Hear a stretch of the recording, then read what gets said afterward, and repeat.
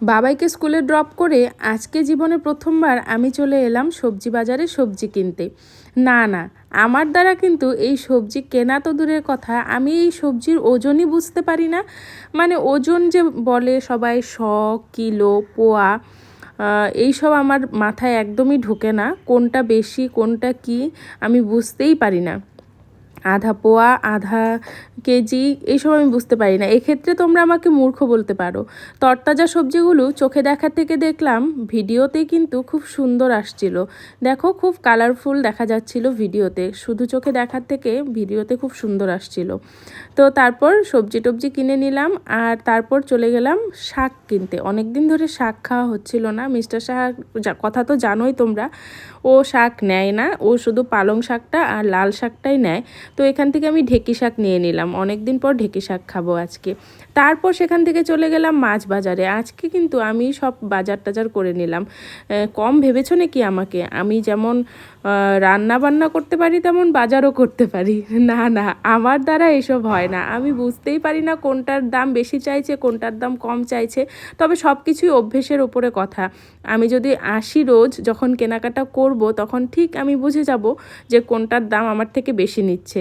তারপর এই তরতাজা ফলি মাছগুলো দেখে বললাম আজকে ফলি মাছই খাবো। ফলি মাছ কাটিয়ে নিয়ে চলে এলাম বাড়ি এসে দেখি মা এদিকে ব্রেকফাস্ট বানিয়ে রেখেছে। তো আমি আর মিস্টার সাহা ব্রেকফাস্ট করে নিচ্ছি। আমি স্কুলে যাওয়ার আগে আটাটা মেখে রেখে গেছিলাম। আর পরোটা করেছে, আর সঙ্গে করেছে ফ্রোজেন মটরের। বাবা বলল যে শীতের দিনের ওই তাজা মটরশুঁটির থেকে নাকি এই ফ্রোজেন মটরশুঁটির ঘুগনিটাই আজকে বাবার বেশি ভালো লাগলো।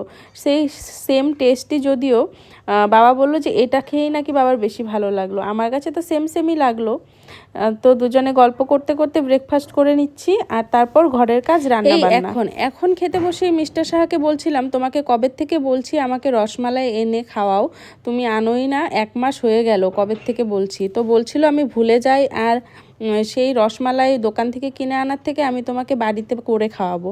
তো অ্যাকচুয়ালি আমাকে বলছিল যে আমাকে হেল্প করে দেবে, আমি করব। আমি বললাম না, আমি খাবো না, আমি খাবোই না। তবু আমি এসব করতে পারবো না, কারণ ওই সারাদিন কাজকর্ম করার পর আমার আর ইচ্ছে করে না যে এই সব ঝামেলা আমি করি। শুধু আমার নিজের খাওয়ার ইচ্ছে হয়েছে তাই।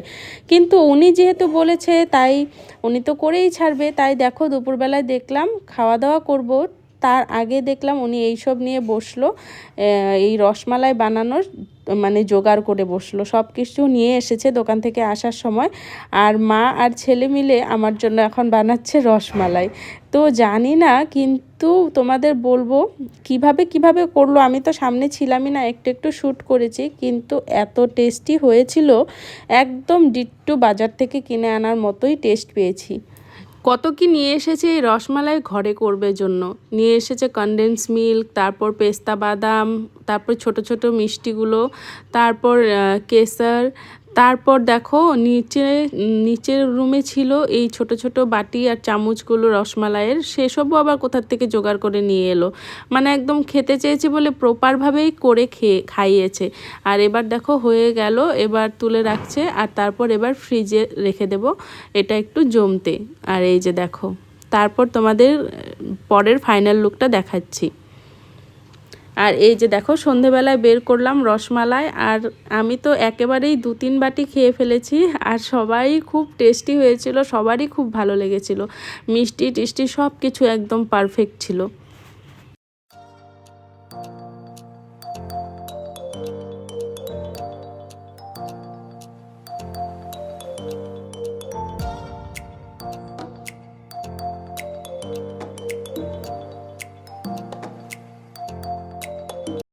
সারাদিন আর তেমন কিছু শ্যুট করিনি, সন্ধেবেলায় রেডি হয়ে নিয়েছি সবাই মিলে। এখন যাচ্ছি আমাদের পাড়াতেই 2 বাড়িতে নেমন্ত্রণ আছে, আমাদের পুজোর নেমন্ত্রণ। এক বাড়িতে ছিল মায়ের পুজো, ওই যে দেখতেই পাচ্ছ, তোমাদের সঙ্গে শেয়ার করছি। আমি সামনে গেলাম না, আমি দূরে থেকেই শ্যুট করে তোমাদের সঙ্গে শেয়ার করলাম। মায়ের দর্শন করে নাও দূরে থেকে আমার সঙ্গে তোমরা।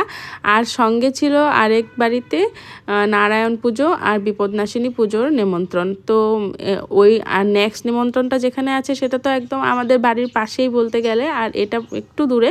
তো প্রথমে এই নেমন্ত্রণেই চলে এলাম। আর এখানে মিস্টার সাহার বন্ধুরাও এসেছে, কেউ কেউ দেখতেই পাচ্ছ, ওই যে 3 বন্ধু মিলে ওখানে বসেছে, আর আমরা এদিকে বসেছি। আর তারপর আমরা প্রসাদ খেতে বসে পড়লাম। তো প্রসাদে যা ছিল দেখতেই পাচ্ছ কি কি ছিল। তো ছিল তোমার লুচি, আর সঙ্গে পনির আর ছোলার একটা তরকারি, খিচুড়ি, লাবড়া, ফল প্রসাদ ছিল, আর লুচি, পায়েস। তারপর চলে এলাম আমাদের বাড়ির পাশে যে বাড়ি, সেই বাড়িতে নেমন্ত্রণ খেতে। তো এখানে দেখছো একদিকে রান্নাবান্না চলছে, আমরা এখানেই খোলামেলা জায়গায় বসেছিলাম, কারণ ঘরের ভেতরে তো সব সময় থাকি, বাইরেই যেন শান্তি লাগছিল। আজকের ওয়েদারটা কিন্তু একটু গরম গরমই ছিল। তো তারপর এখানে বসে আমরা সবাই গল্প করছি এই বোনগুলোর সঙ্গে। আর এই যে দেখো অনামিকাও এসেছে, আমাদের বাড়ির পাশেই বাড়ি ওদের, অনামিকা। আর অনামিকার এই যে কিউটি কিউটি পাই মেয়েটা, এত কিউট লাগে ওকে আমার, মানে একদম ডলের মতো। আর এই যে পিসি, আমাদের বাড়ির পাশেই বাড়ি। তারপর আমরা আবার প্রসাদ খেতে বসে পড়লাম, এখানে জাস্ট একটু হাত নাড়াচাড়া করলাম আর কি। আজকের জন্য বাই, দেখা হবে নেক্সট।